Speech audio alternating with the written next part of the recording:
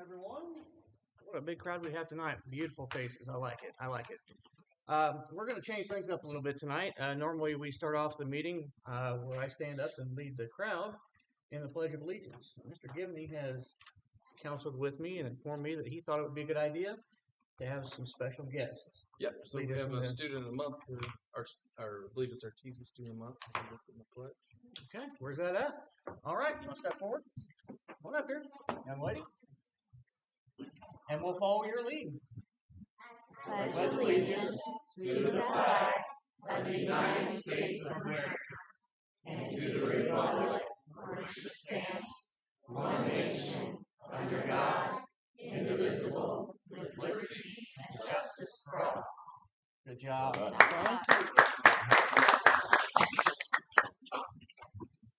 Very nice. Very nice. All right, with that, we'll call the meeting to order. Do we have any adjustments to the agenda, Mr. Gibbons? Yep, there are no adjustments to the agenda this evening. I like that. Very good. All right. Moving on to recognitions. Mr. Gibbons. Mr. Roberts.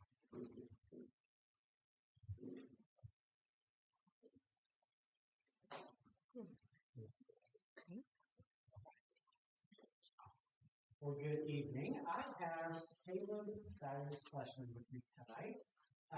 Caleb is a green belt in karate, but he's also a great citizen, which is our character trait of the month. So Mrs. Dibble, his second grade teacher, nominated him and says that Caleb is a fabulous citizen. He eagerly follows rules and in and out of our classroom with a smile. He also shows great patriotism by being the first one to stand for the pledge. Caleb comes to school each day and is respectful, kind, and ready to learn. So congratulations to Caleb.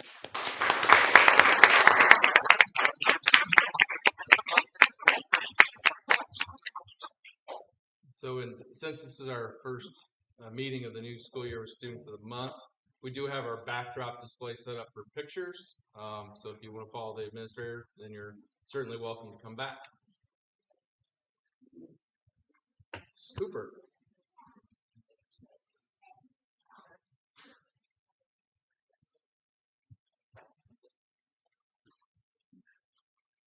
All right, I have Miss Rosalie with me, and we are so proud of her because, again, Mr. Roberts said that we're talking about citizenship this month, and she is an awesome citizen. And so she goes above and beyond to show the other kids what a great example and a great leader is. And she's got her teacher here with you. Do you want to add anything? She's just amazing. She sets the example for all of her classmates. She's a star student. She is just amazing.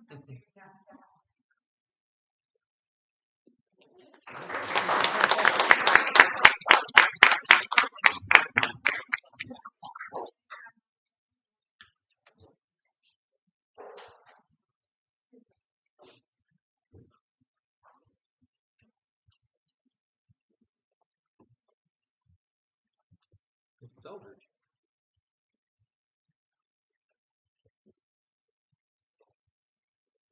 So this is our very first fantastic pledge leader. And Brinley was an overwhelming choice from at least from Mr. Covert's point of view. We started a new incentive this year. We give out fantastic cards for kids who are showing either the learned behavior, doing the right thing, or especially this month, showing good citizenship. And so I'm going to introduce Miss Megan Miller, our teacher, to talk a little bit more about all the things she's doing in class. Well, Bradley is such a blessing to our classroom. She's a role model, always doing what's right, being a leader for her classmates, and always to help. Not only is she doing that in class, but also doing that. We're very proud of that in class.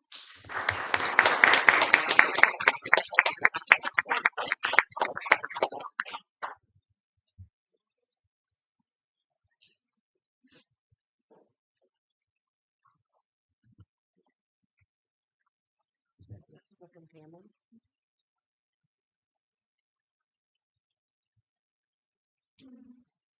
Okay, we have Mr. Jackson with us. and his entire sixth grade team nominated him, which is really unusual. I usually get a couple here and there, but even in band as well.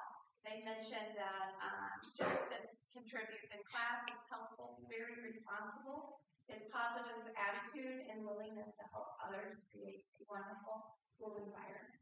He is always looking out for others, and this is something that is very special that we want everyone to do, but really creates him as a special sixth grade student. We had a classmate that needed help getting organized. Kind of in the back of the room, kind of trying to help that out. He pops up, asks his teacher, "Hey, I have an extra binder in my locker. Can I give that to him?" So he ran to his locker, opened it up quickly, and came and brought us a binder about that student and that teacher. So we were really grateful for all his work.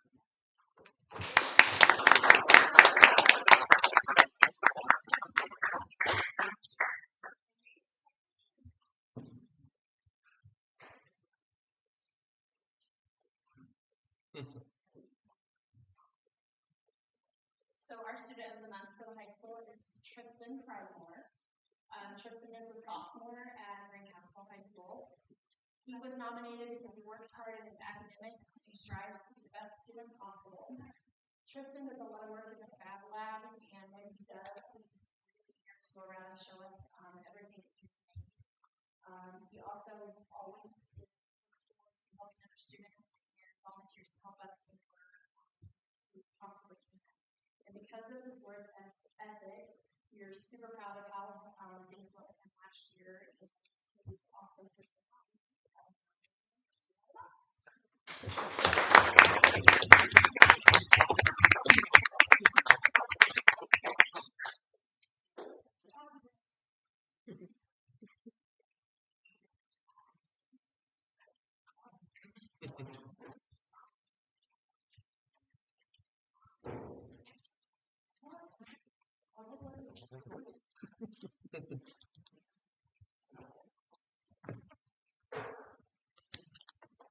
Okay. What a fine group. Very good. All right. Do we have any public comments in regards to anything on the agenda for this evening? Hearing none, we'll move on. All right. We'll move into the approval of the consent agenda, which includes the meeting minutes, regular board meeting minutes of July 22nd, 2024, which are posted on the door, the allowance of claims, financial report, and the personnel reports, part 1 and 2. Mrs. Roman. Yes, hello everyone. Hello. First in your finance packet, as usual, we've got a couple of regular payrolls for the month of July. One was dated July 5th for a total payroll of $403,653.27. And as usual, we've got some payroll taxes and retirement that comes along with that. Total for that July 5th payroll was $120,394.16. The second regular payroll was dated 7/19/2024 for a total payroll of $393,751.14. Those payroll taxes and retirement was $116,976.92. And next in your finance package, you're going to see a list of prepays. As you look through those prepays, did anyone have any questions about anything? No? Okay. So we've got a total prepays for the month of July 2024, $800,754.80. And then we've got a list of claims that are dated today, today's board meeting date. As you glance through these, did you have any questions about any of the claims for this month? No? Okay. We'll go ahead and go to the last page then, which is page 9. For total claims dated today, August 26, $474,763.08. We'll move on to the finance report.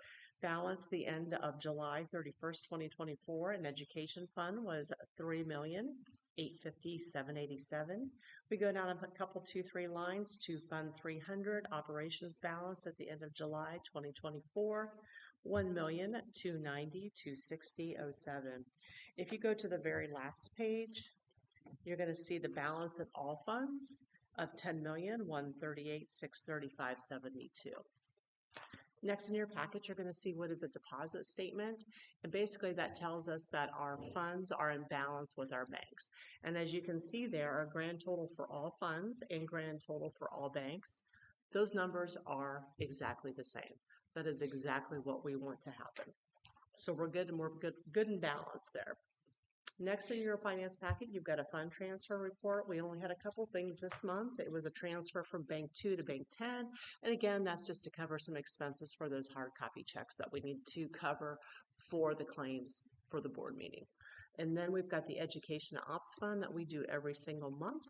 So total on that transfer report was $681,262 and 50 cents. And lastly, we've got the bond expenditures for bond 2021 and bond 2022. We've, as of the end of July 2024, our total expenditures for bond 2021 is $32,524,471. And then bond 2022, we just had one expenditure in July.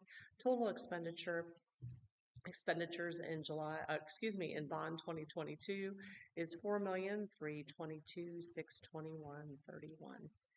And pending any other questions, I'd like to submit for approval. Any discussion on that? Okay. Can I get a motion to approve? Motion. Second? Second. I have a motion and a second. All those in favor? Aye. Any opposed? Motion carries. Thank you. All right, moving on into reports. Do we have the GCTA here this evening?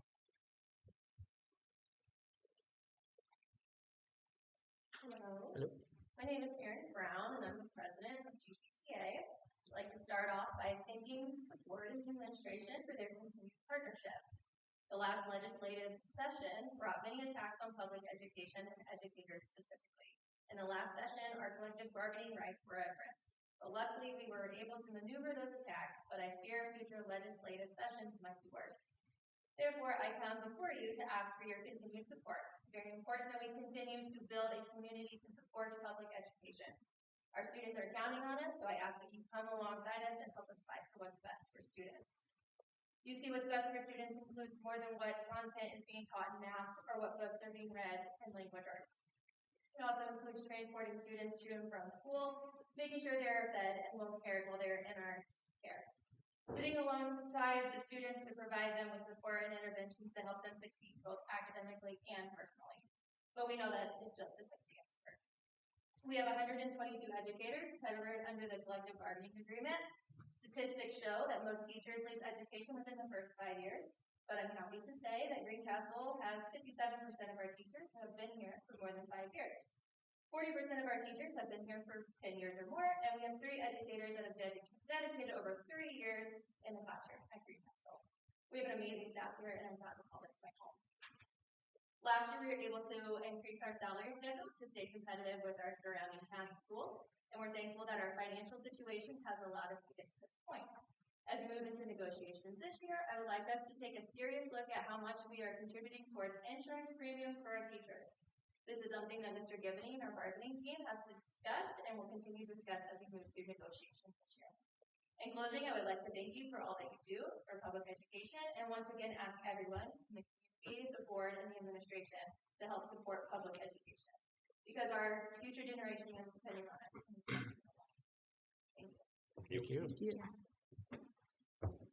Well stated. All right. Moving on to the assistant superintendent, Mrs. McPherson. All right. Good evening, everyone. So I'm going to go over our spring data report. So this is going to look at our student assessment data from second grade IRE 2 all the way up to high school SAT, AP, and graduation.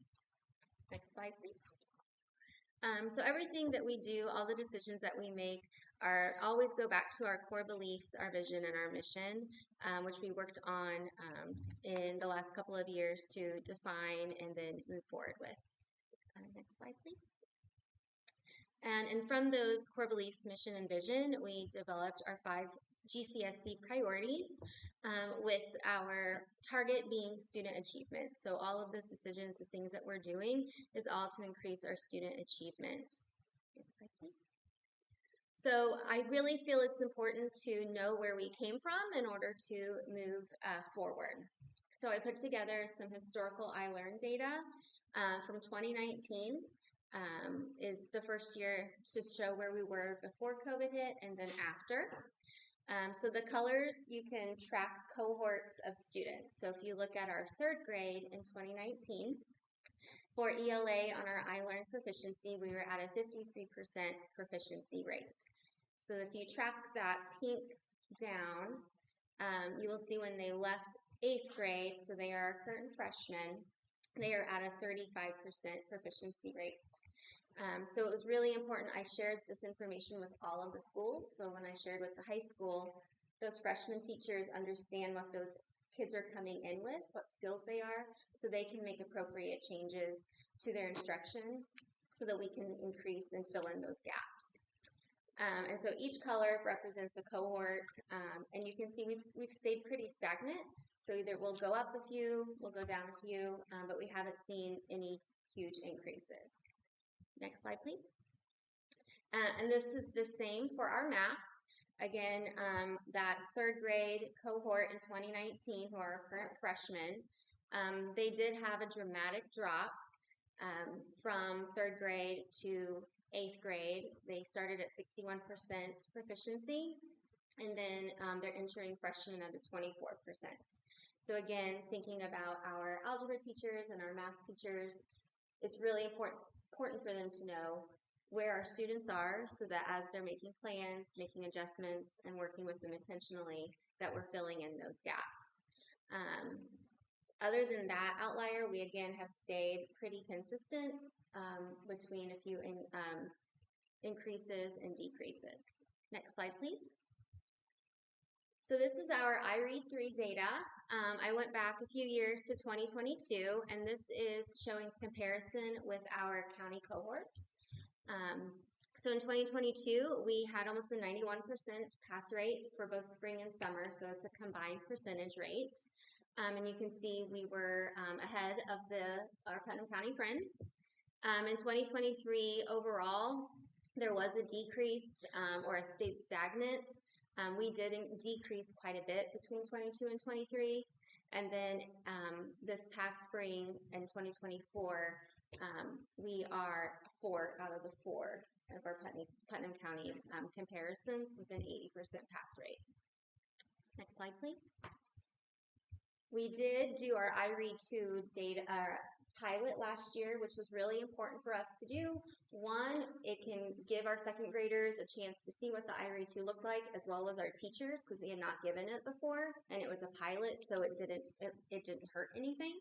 And 36% of our second graders passed that assessment, which means they don't have to take it this spring. And so then our third grade teachers can use that data from the iRead 2 and be able to be intentional with their small group instruction and their win time to help make sure that we're filling in those gaps and getting them prepared for that iRead3. Our legislature, as Mrs. Brown talked about, has made quite a few adjustments, and one of those is mandatory retention if a student doesn't pass the spring and summer assessment or get a good cause exemption. And so that's something that we really need to be intentional with because of that piece of legislation. Next slide, please. So now we're going to go over our iLearn 3 through 8. This is an overall percentage proficiency rate for 3rd through 8th grade ELA and math. I also included the state. So the state proficiency was at 41% for both, which is not great at all as a state. We are right behind the state, but we're also right behind our 3 other Putnam County schools. We did score better in our math side over Cloverdale, but with North Putnam and South Putnam, we are below them in our proficiency rates. Next slide, please. And then this is grade by grade. It shows the proficiency rate for ELA and math. I will say our 6th grade ELA and math both outscored the state proficiency rate. So I'm really excited about that. That's a plus, and we need to applaud that. But we really need to make sure that when we're looking at these scores as we're moving forward for next year, that we see where those gaps are and fill them in as quickly as we can for our student success. Next slide, please. And so now we're going to go over some high school data. Go ahead. This is our SAT 2024 comparison. So juniors take the SAT.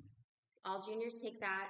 It is a college entrance exam, so you could argue that it may not be appropriate, but right now this is the accountability assessment that the state is having us do, so this is what we are doing. For us in Greencastle, we did really fairly well compared to our Putnam County schools in reading and writing with our proficiency. We were just under North Putnam.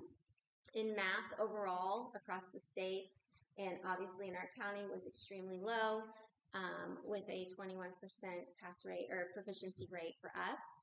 And then overall for a proficiency rate of passing both for Greencastle, we were at 21%.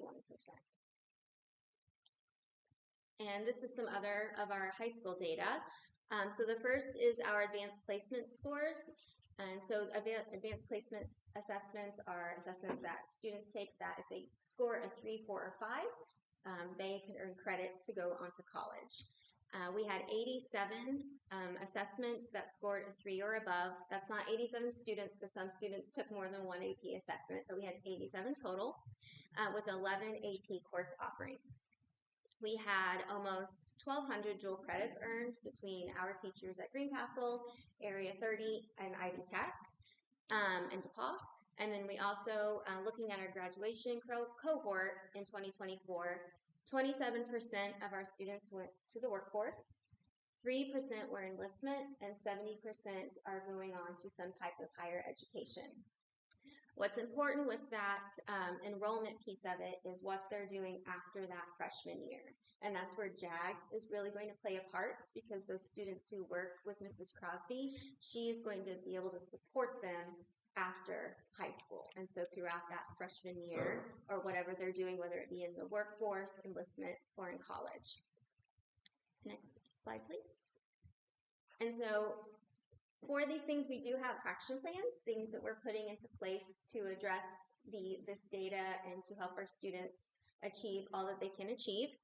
Our formative assessments, so we give the iReady in grades K through 8 for ELA and math.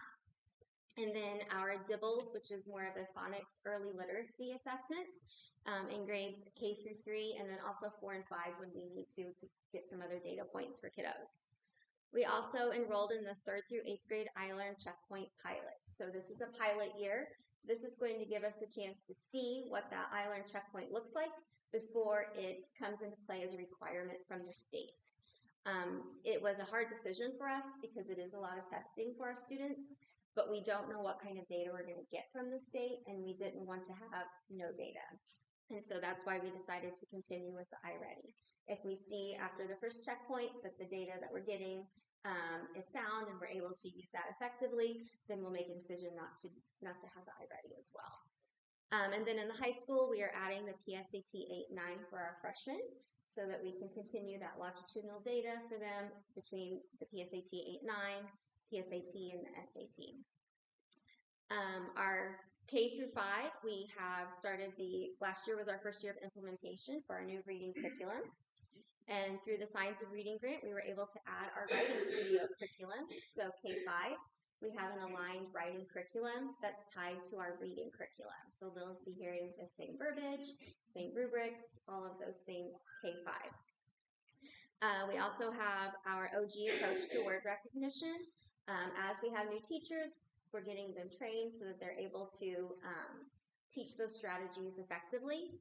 And then in our secondary, we implemented our Indiana Remedial Math last year. And then finally, we're being really intentional. We have worked really hard. Our teachers work really, really hard. They've worked really hard for years and years, but we've been working in different directions. And so now what we're trying to do is go in the same direction and be more intentional with what we're doing.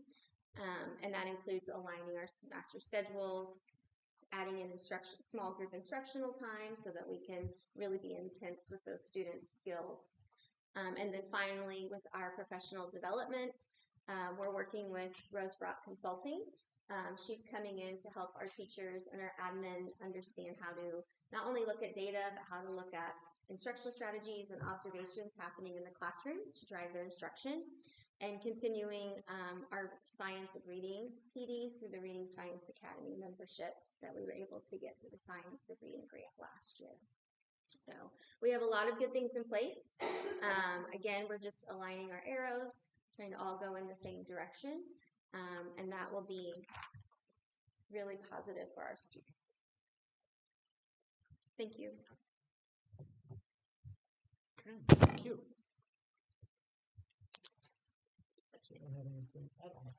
Yeah, so clearly this data is less than stellar, and certainly looks like, on the surface we have some things in place, but I'm curious about where these resources came from. Are these ones that we've sought out through the teachers associations and the teachers in the classroom? Is this straight from superintendent's office? Is this best practices and that's what we're going off of? How are we addressing the scores and utilizing the teachers in the classroom? Which resources are you asking about specifically? Like the CKLA, the OG. So OG began the implementation when Dr. French was here. She started teaching, going with the teachers, doing the professional development, bringing That doesn't look like it's been successful. It takes 3 to 5 years for that change, and I think we're in our 3.5 year with that. CKLA, they started the reading adoption again when I was a principal here. So with Dr. French, and then when I came on, we finished it, but we had a team of teachers who were on the adoption cycle. They piloted lessons. We piloted not only CKLA, but other reading curriculums as well. We got their feedback on it, and that was why CKLA was chosen. It was also on the approved DOE list for reading curriculums on that. So it addresses vocabulary and fluency and all things that the kids are missing out on. Mm-hmm. So what would, Mr. Gibney, what would you say is an effective amount? I mean, are we looking at another 2 years before we see improvement, or is this something that? Yeah, I think we're in year 3.5. It sounds like. As So Becky said, we're aligning our arrows, and everyone's working really, really hard to get to where we need to be.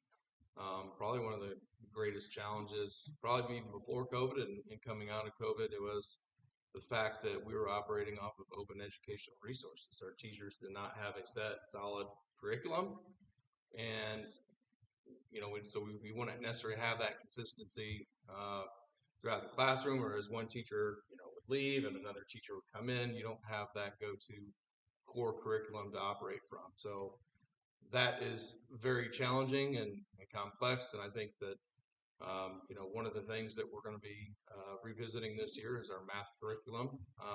From my understanding, we started with Eureka, 2015, something about that time, because it was a free resource.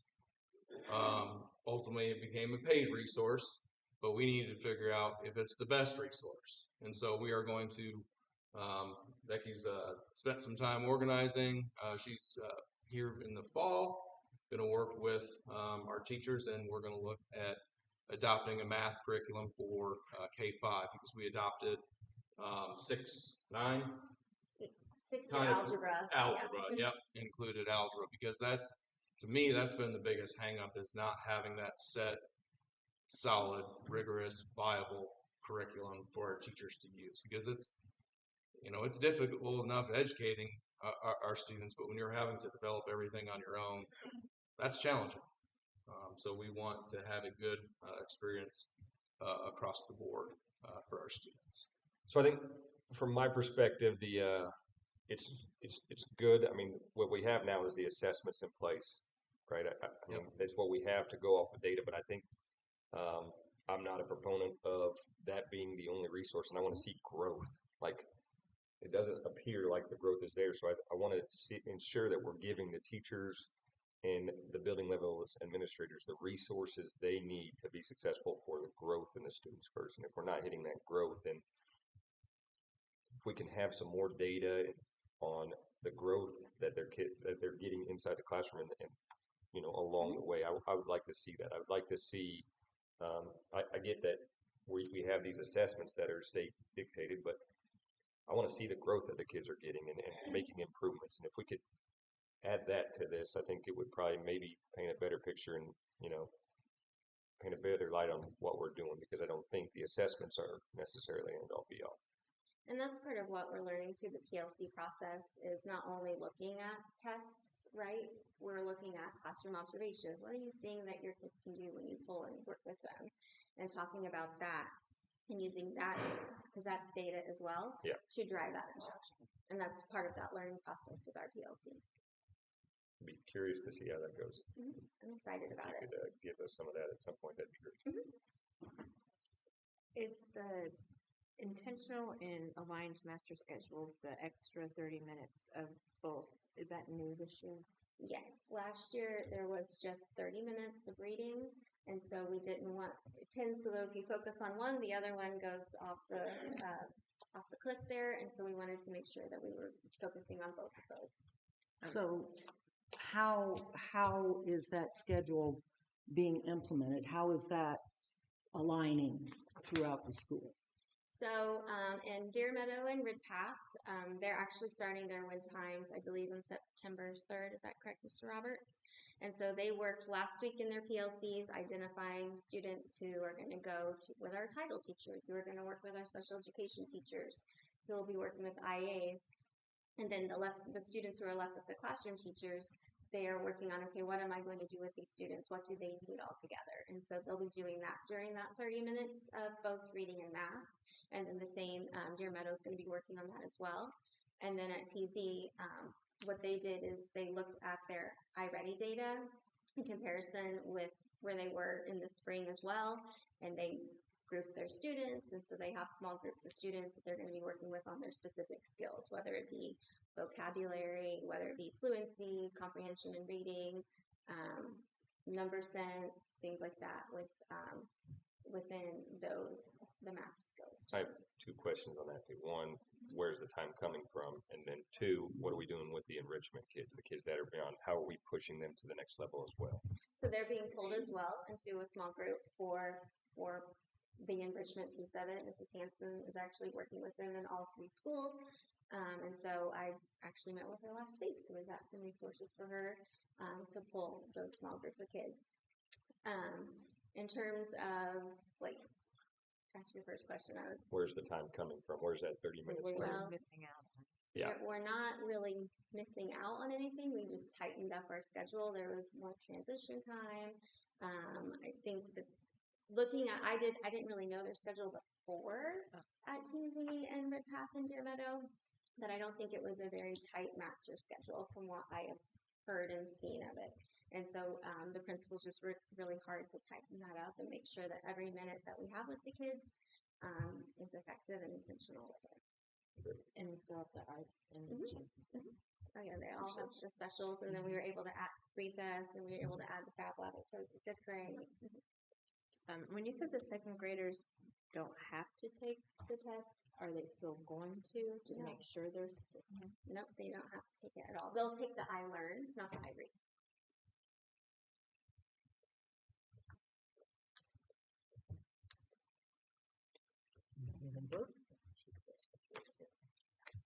Go ahead. I really have a problem with the way the schedule is at TZ, and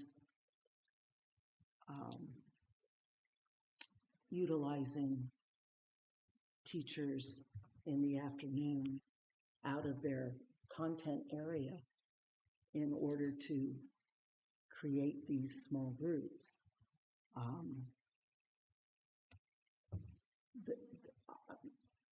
I don't see that that is sound educational. I just don't think that having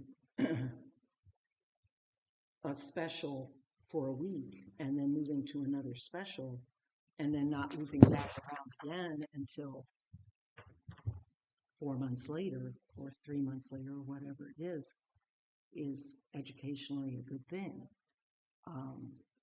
And to have those teachers being utilized in the afternoon for small group instruction out of their content area. And then, you know, I'm not seeing the value of all of this yet. I really want to see some data that is going to be a educationally sound thing. I do too. So right now I'm on the fence as to whether I like this whole plan or not. Okay, thank you. Better understand.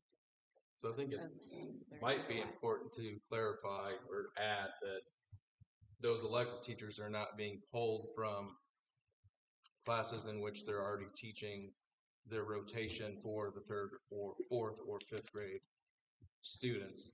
That's additional time that they had within their contract day in which they're being utilized to work with small groups of kids. So it would have been time otherwise that they would not have been assigned to like work with a class. I need to see the schedule. Sure. That, yes, Yep. Set up appointment. And I'd be glad to talk. absolutely, I will do that. The only thing, one more thing, could 70% go off to college. I know the state average is around 26 going back their second year. If you could just at some point email me what the Greencastle Yep, I is, can get and then that from I'd like to see how it September. relates with the JAG and Sure. what that input has done and helped us. It's one of the reasons, that we have JAG, because we know that that's a struggle. Yeah, and that's a statewide thing. Oh, Yep, absolutely. absolutely. Yeah. Yep, I can do that. No problem. Great questions. Thank you, guys. All right. If there's nothing further on that, we'll move on to the superintendent, Mr. Givney. I just have a couple of things this month because we have two lengthier things kind of following. So I want to be respectful of time, but I'd just like to thank our students and staff for a good start to the school year at Greencastle. It's been nice going into the buildings and seeing the classrooms decorated, fresh, the schools looking great, and a lot of learning taking place, and a lot of laughter, some tears. Certainly, growing pains along the way with our little ones, but overall, just very happy with what I've seen so far. Just a couple of weeks into the school year. Would like to thank our parents and students for just some of the early hiccups with transportation. Certainly, obviously, a large part of our district is under construction with US 231, but we've also had some local projects that have added to some challenges and getting buses down a road safely and on time, and then obviously with the medical emergency. But overall, kids are getting to and from school, but we just appreciate the extra patience and cooperation with that.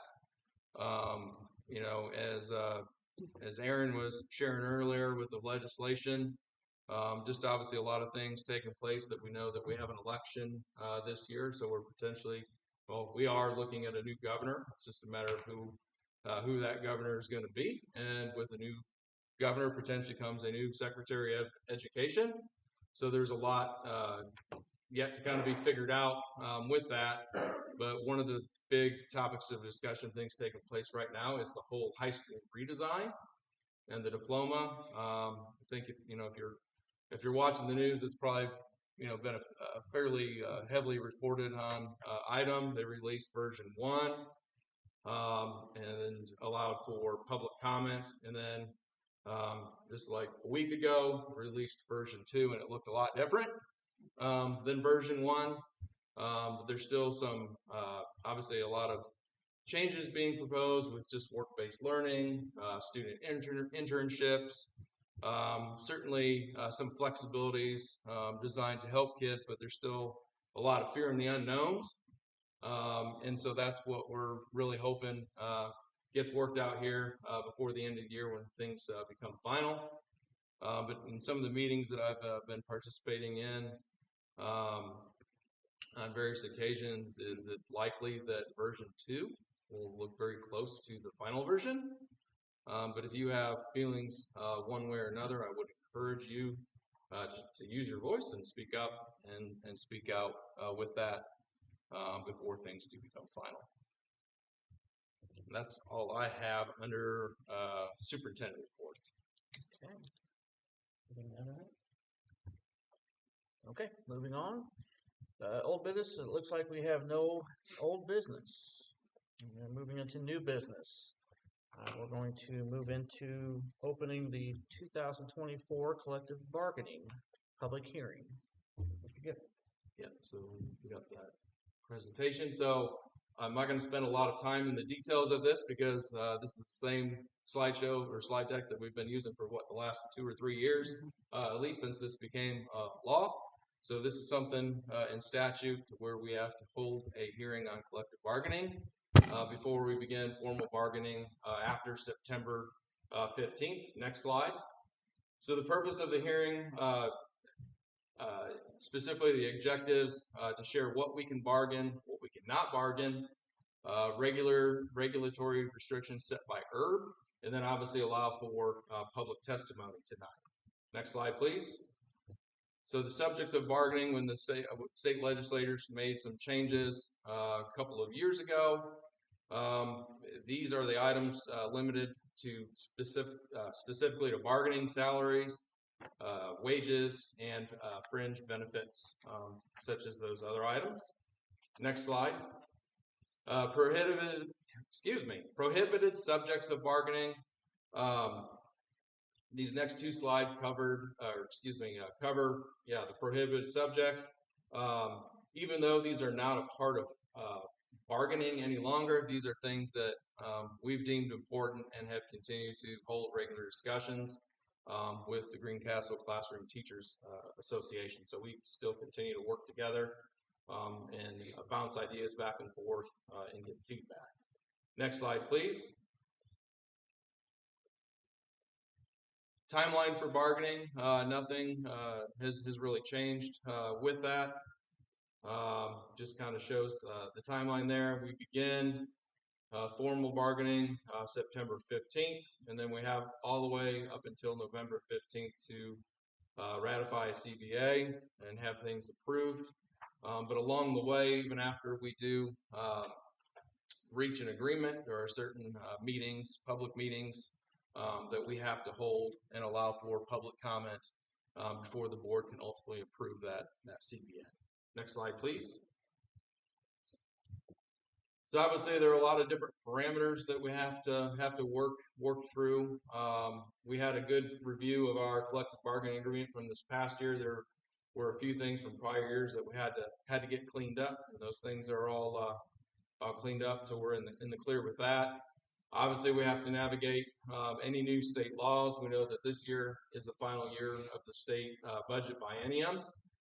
So with the new governor will obviously establish or work with the legislature to set funding for the following 2 years. So I'm anxious and curious how that's going to shake out. Hopefully, we see some additional increases in funding because we know that things haven't gotten any less expensive. So they've gotten more expensive, and wages and benefits obviously haven't kept up with that. State Board of Accounts, Department of Local Government Finance, and those are just some additional things that we have to work through. Next slide, please. And now is the moment in our hearing where we would allow for public testimony, specifically limited to collective bargaining. If anybody has anything they'd like to share.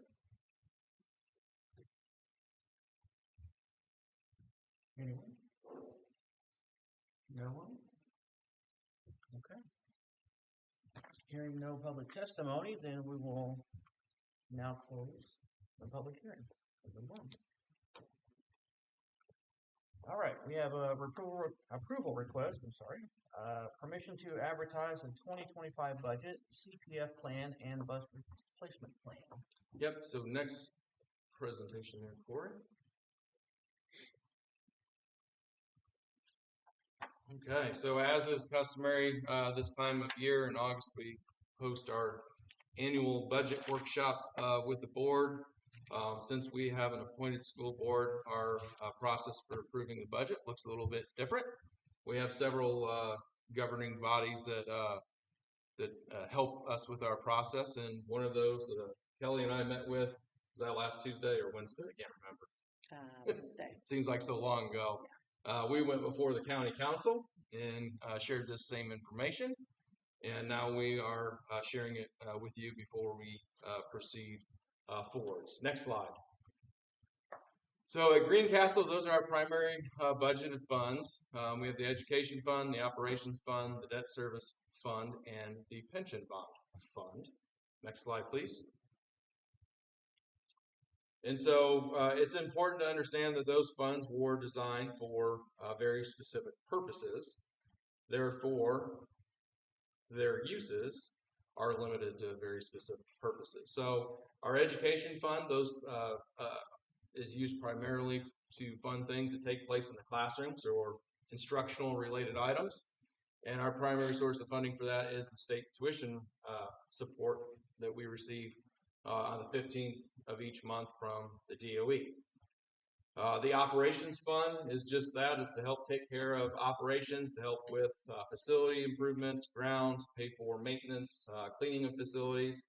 And our primary source of revenue for the operations fund are our local property taxes. And then also the under 15% transfer from education fund to operations fund that the legislature set in place when they moved expenses from the education fund to the operation fund. For instance, the superintendent's office and salaries would be one of those examples.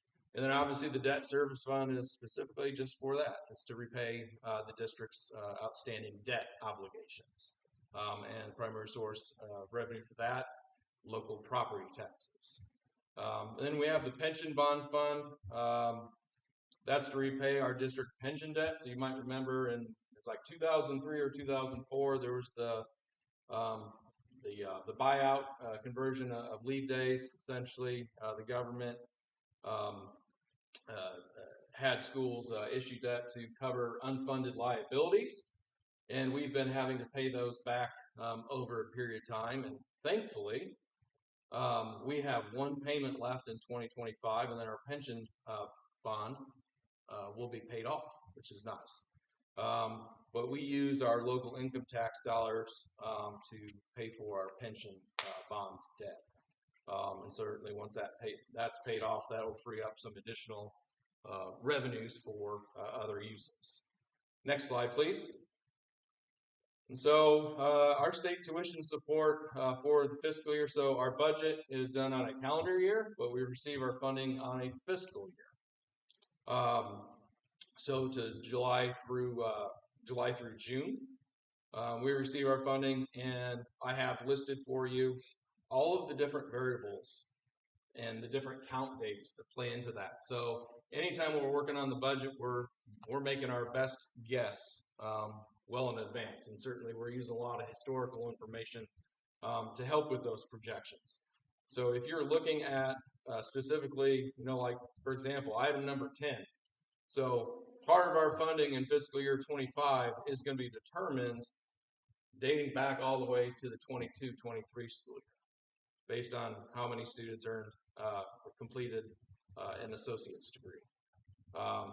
So there are some things that are current, most specifically our ADM. So those are our fall and spring count dates. But there are things when it comes to dual credits and other things to where we're actually in the rears like 2 years, sometimes more. And certainly those are all subject to change. Next slide, please. And again, just some more, shows our special education funding, shows some of our CTE funding. Next slide. And then on the last slide there, you can see that there's an emphasis on apprenticeships, work-based learning opportunities, career credential completion count. Again, those are all things that impact our funding. Next slide.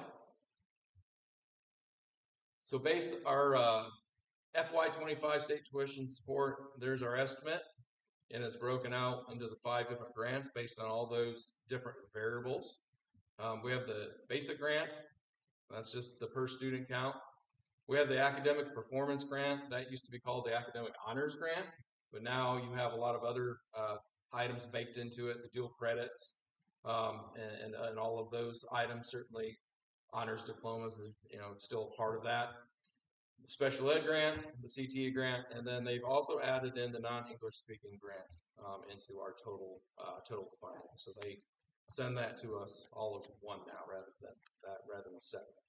So you can see what that total is there. Next slide. Thought it'd be helpful to kind of show fiscal year 24 versus fiscal year 25, where you can kind of see where those items stand.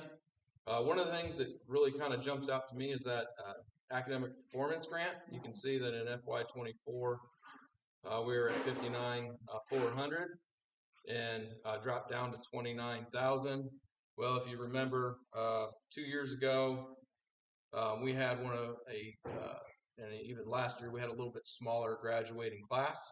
And when some of those items are falling in the rears, obviously that impacted funding slightly. But overall, you can see that we're up a little bit. So that's in part to student count kind of holding steady or plateauing. But the legislature also baked in a little bit of an increase in funding, although not at the same level as FY23 to FY24. So year 2, the increase is not quite as large from the legislature. Next slide, please. So obviously we're building our budget. So we're planning our expenditures, forecasting our revenues 18 months in advance. So we are very thoughtful in our long-range planning. We don't want to lose sight of the big picture because we don't want to take one step forward and then 2 steps back by overspending today if we are forecasting revenues to not be as strong 2 years from now. So we're very mindful of that. We're very mindful of how of what our balances are within our education and operation funds. We're in a much better spot than we were 4 years ago when it comes to our finance, and we've been able to make a lot of gains and do a lot of nice things along the way. Certainly looking at forecasting enrollment, whether it's increasing or declining, we're up. The estimated budget is designed on an ADM of 1,690 students, and so that would be up 8 from last spring. Last I checked, we were actually hovering around 1720. Count day isn't until October 2nd, so we may see some students come in and go out by then. That's something that we'll just have to kind of continue to work through as we enroll new students. Next slide. There is our budget calendar shared with you. The first thing, again, the first meeting took place last week. It's just to hear the budget requests. Tonight is the workshop and approval to advertise the budget, the CPF plan, and the bus replacement plan. Kelly and I will go back to the county council in September. We'll have a public hearing on the budget. And then at our September 23 board meeting, we'll hold a public hearing on the CPF plan and the bus replacement plans. On October 15th, the county council will adopt our 2025 budget. And then shortly thereafter, on the 28th, our board will adopt our CPF and bus replacement plans. Next slide, please. Again, this just kind of shows the history of our average daily membership. So our ADM count, just kind of over time. Thankfully, it hasn't been, there haven't been too much of an adjustment over the last 3 or 4 years. Things have kind of plateaued. Certainly, there have been some years where we've gone up, some years where we've gone down. We're really kind of following statewide trend and holding steady there. Next slide. Just some assumptions are used for the 2025 budget forecast. Obviously, we know that utilities are unfortunately never getting any less expensive. They continue to go up. Same thing with insurance. You have to have it. And it continues to go up as well. And then obviously you can see there that building it on a ADM of 1690. Next slide, please. So specifically for our education fund, I'm not going to read those out, so I'll butcher them, and it'll take a lot of time. But 18 months of revenues and 18 months of expenditures for the 2025 budget. So where the 18 months comes into play, it's the last 6 months of 2024, and then all of calendar year 2025. And obviously, we know that we don't advertise the levy or rate for education funds because we get that strictly from the state. Next slide, please. Our debt service fund, you can see our revenues, our expenditures, our levy, and our rate. And the important thing to be mindful of here is that, remember, we always advertise high because we're building the budget on 85% of last year's assessed valuation. And so, as we know, as AV actually goes up, because our AV is much higher, the rate drops or decreases. Next slide. Pension debt fund, and we don't advertise a levy or a rate for pension debt because we use our lit dollars, our local income tax dollars, to cover that expense. And we will pay that off in 2025. It's exciting. Moving on to the operations fund. And that is a typo because that's 2025 levy, 2025 rate. Next slide. The rainy day fund, our revenues and our expenditures, and it's our intent to not spend these dollars, to keep them reserved, but we do appropriate some of them just in case of an emergency, so we have permission to spend them. And obviously there's no levy or rate because we're not using local property tax dollars. These are just unspent appropriations that we transfer, or we've been able to by transferring from one fund to another. Next slide, please. Again, just the budget considerations. I won't read through those because I've spoken about quite a few of them, but just all the things that go into helping us build the budget. Next slide, please. Rate and levy history. So again, for example, kind of talking about advertising high, coming back certified low. Last year in the debt service fund, we advertised debt service over $1 and it came back at 0.6199. I like to mention that 0.6199 because we made a promise to our taxpayers when we moved forward with the building project and issuing debt that we would manage to our debt service tax rate. We would not increase that rate. So we expect when our 2025 budget comes back certified, debt service will be at 0.6199. And some of those others will obviously come back lower as well, because we know operations fund has a max rate levy. So that's just again to kind of paint a picture for you. And I'll share the actual copy with you as well, so you don't have to really zoom in on the small numbers. I haven't fitted it on the slide. How come it says? Did I do the math wrong? Is it? What's that? It says 232. I thought I did it at 223 for the tax rate. It says $1.02 in operations. It's 90. Is there a reason that it's like that? That was something. I can't see. I can't. On 2025, it says it's $1.2958 plus. Yeah, on that 1.0248. A couple slides up, it says 94. That's what I was asking. Sorry. On the operations projection. 10246. Let me check that. On this one here, slide 89 here, this you gave us, it says 94. I didn't know. Am I reading it wrong? Bear with me. You're looking at the advertised for 2024. That's 2024. Gotcha. Yeah, that's the advertised, and that what we really want to be looking at is the certified, Certified. because we've already Gotcha. received that budget, and we're looking at Correct. 2025 advertised, but then obviously, There's no certified yet. yeah. Gotcha. That'll come back before the end of the year. Okay. Yep.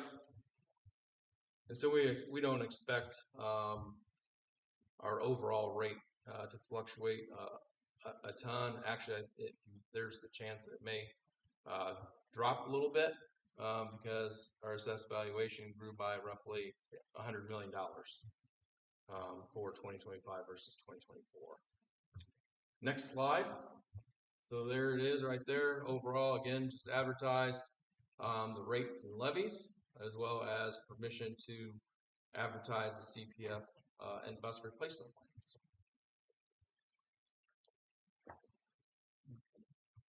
Do you have any further questions? Okay.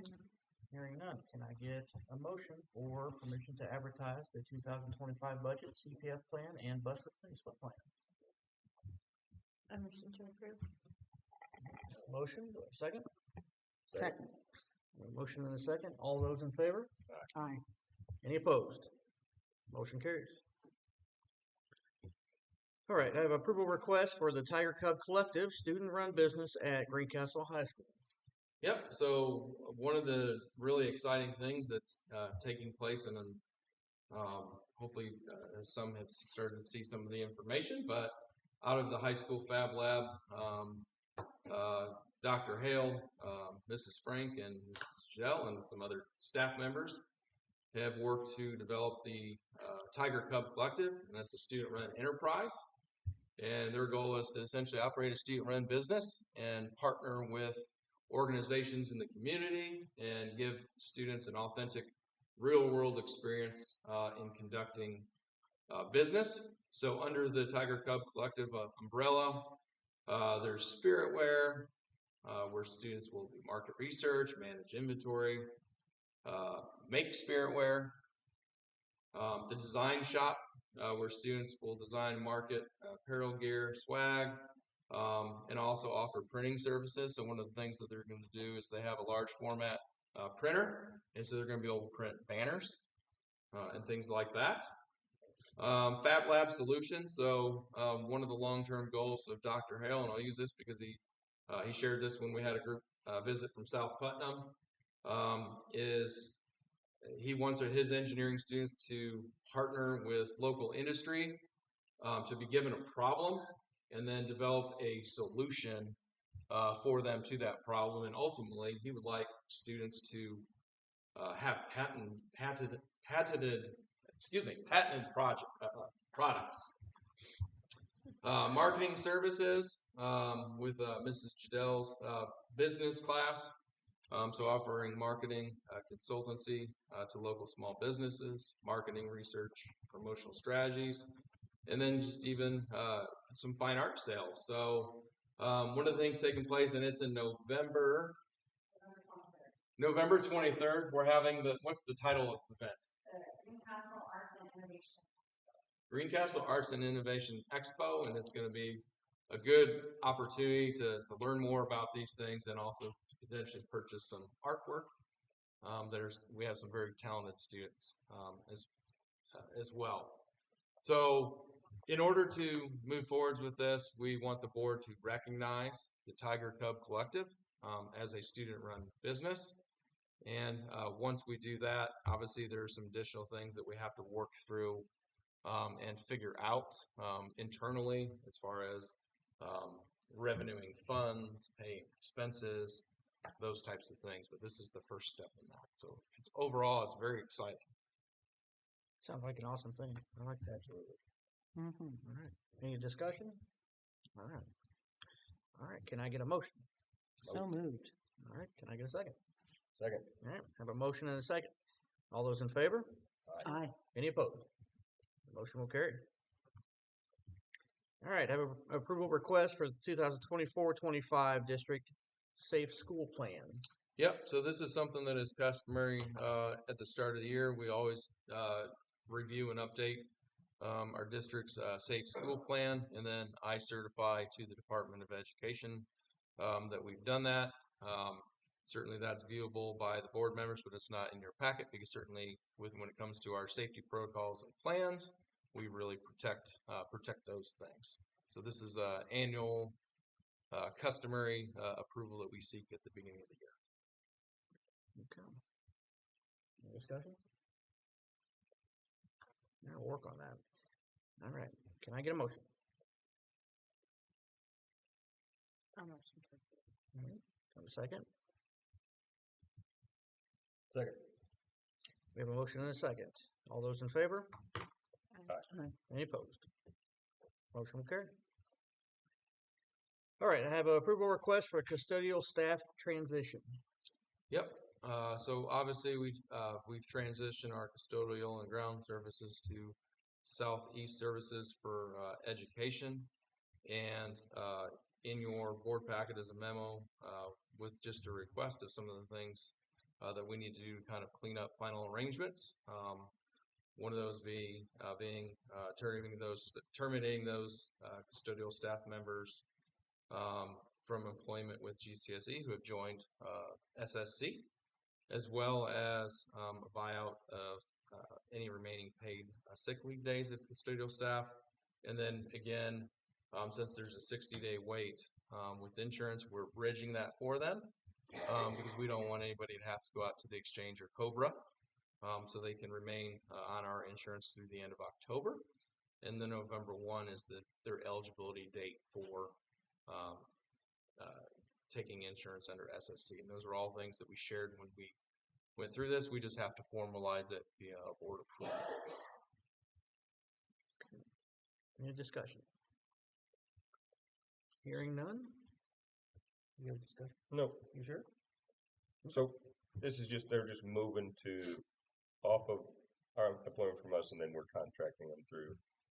Some, yes. Some. Yeah, everybody had the opportunity to move over, yes. And that transition has already happened. Anybody not take it? Did anybody not transition? Yeah, there have been some staff members that retired or did not transition. And this was made for the reason for it. I just thought it was better for the corporation. Say it again? This was just made for the betterment of the corporation.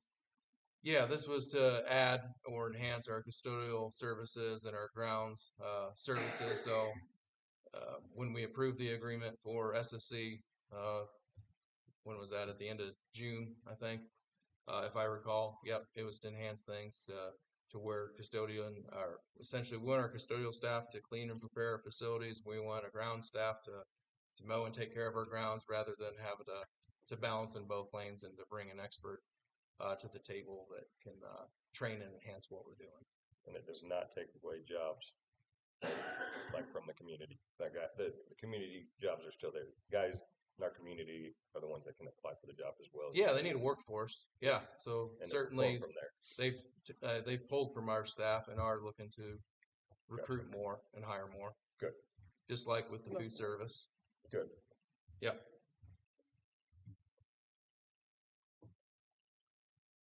Okay. All right. Any further discussion?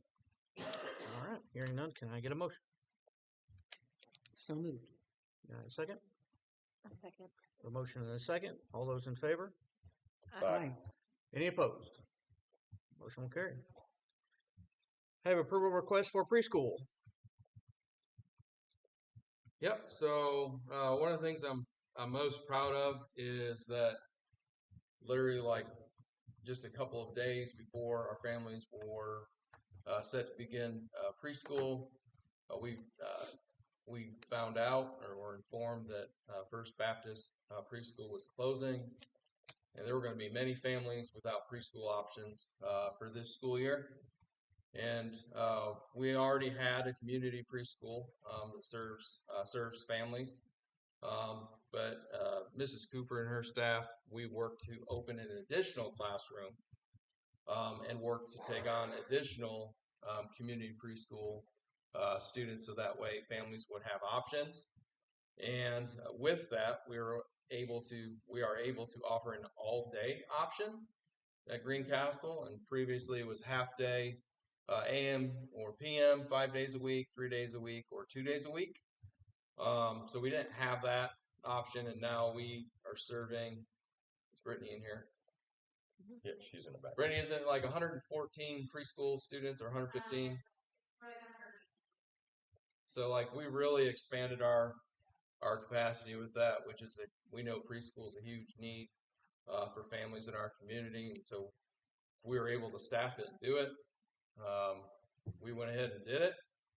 But the reason it's before you today is because we didn't have an all-day rate that was board approved, and so we have that all-day, full-day preschool cost there in front of you, and recommended to be approved by the board. And it's our goal to continue to add to our capacity. That includes potentially looking at RidPath in the future because we want to use our space.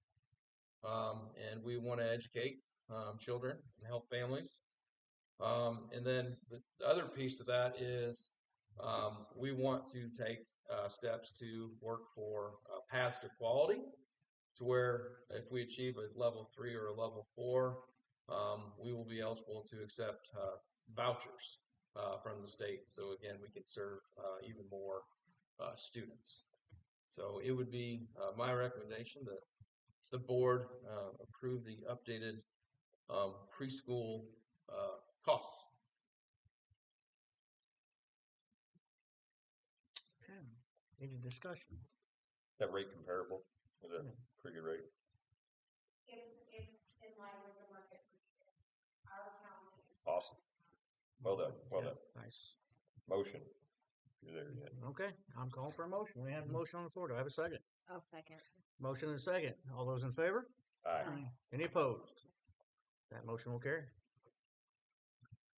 All right, have an approval request for a GHS Music Department overnight trip to Gatlinburg, Tennessee, April 3rd Are through you the gonna 5th. I think we Furniture. skipped Did I one. skip Furniture. one? Yeah. Yeah. How did I miss that? Right in front of my face. Good Lord. All right, we're going to move back up to an approval request for GMS classroom furniture. Yep. So before you, remember, obviously, we're looking to continue on with issuing that small general obligation bond in the amount of $2.5 million. We completed our ratings call with the S&P last week, and we're planning for final sale tomorrow with a closing in September. And so one of the things that I have been doing has been working on developing a plan for that. And one of the things that we would like to do is finish off the middle school. So that includes finishing with the replacement of the rest of the furniture in the middle school. And so that's what this piece is here. And we're seeking approval to move forward with doing that, so we can issue a purchase order because we're shooting for fall break Good. installation. Nice. Yeah. Okay. Any discussion? All right. Can I get a motion for the classroom furniture? Motion. All right, do I have a second? I'll second. Motion and a second. All those in favor? Aye. Aye. Any approved? Any opposed? Well, I'm stepping all over myself. I apologize. Any opposed? All right, hearing none, that motion will stand approved. All right, now we will move on to the GHS Music Department overnight trip to Gatlinburg, Tennessee, April 3rd through the 5th of 2025. Yeah, so in your packet is the itinerary and materials for this, and the reason it's on the agenda for board approval is because it is overnight and out of state. They have worked hard to secure this trip and find a great opportunity for our kids to highlight their talents. And I'm supportive of them doing so. And so I would recommend that the board approve of this trip for our music department. That's just a high school. Yes. Okay. Yeah, I believe so. Okay. Coming from somebody who's had several of these trips, I think that's a good idea. I like Yep. that. It'll So be with moved. Mrs. Munoz. and Mr. Hanson. I believe Mrs. Dory had to yell at me a couple times on these trips. Oh, no. Never. All right. All right. Do I have a motion on the floor? All right. Do I have a second? All right. Motion and a second. All those in favor? Aye. Any opposed? So moved. All right. Now I have an approval request for uniform conflict of interest disclosure statement for Mr. Jimmy Beasley. Yep. So this is just a disclosure of that. It's Chelsea coaches cheer, and this is just something that we do, and the board approves, and then we file it. Pretty standard there. All right. Can I get a motion? to approve. All right. Do I have a second? Second. All those in favor? Aye. Any opposed? Motion carried. Approval request for the 2024-25 updated meal prices at a la carte menu.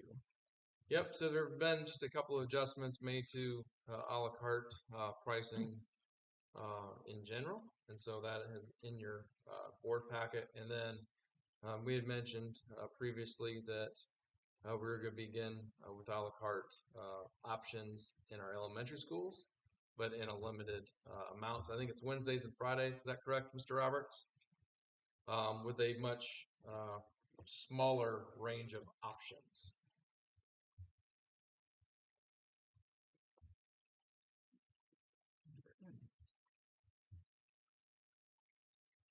Look like it's too terrible. Once I get there. Oh, there it is. Okay. Do we have any discussion on that? All right. Hearing none, can I get a motion?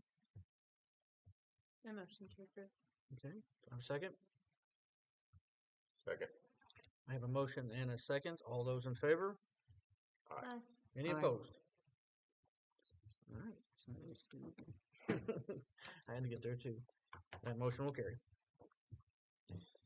All right. I have a approval request for several athletic corporate sponsors. We have Hassler Trucking for $1,500.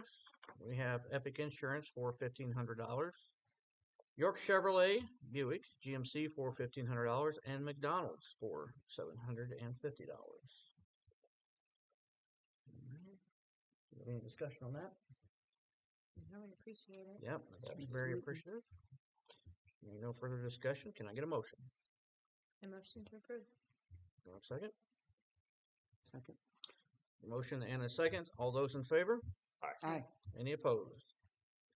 That motion will carry with a big thank you. All right, I have a approval request for some donations. We have, looks like 4. We have Edward and Mary Ann Meyer Scholarship Fund within the Give Well Community Foundation at Greencastle High School in the amount of $3,000. The May 2024 recipients received $1,000 each. Very nice. The Robert and Misha Harbison to Greencastle High School Athletics in the amount of $500. Poet Biorefining and Management to Greencastle Middle School in the amount of $2,500. And Putnam County Hospital to Greencastle High School Athletics in the amount of $2,820. Have any discussion? Hearing none, can I get a motion? Motion. Do I have a second? Second. Motion and a second. All those in favor? Aye. Any opposed? Motion will carry. Thank you very much. Do we have any other business? I just wanted to thank Yolanda Goodpasture and Mr. Gibney for opening the high school. I know that they've done a lot of tours and really showcasing all the improvements that we've made. The community was really excited and to see it, so I thought it was really nice that they were able to do that. Absolutely. Yep. That was a nice evening. All right. Something else? Yep. Okay. Hearing none, can I get a motion to adjourn? I motion to adjourn. Do I have a second? Second. All right. Motion and a second. All those in favor? Aye. Any opposed? Meeting adjourned. Thank you everyone for coming.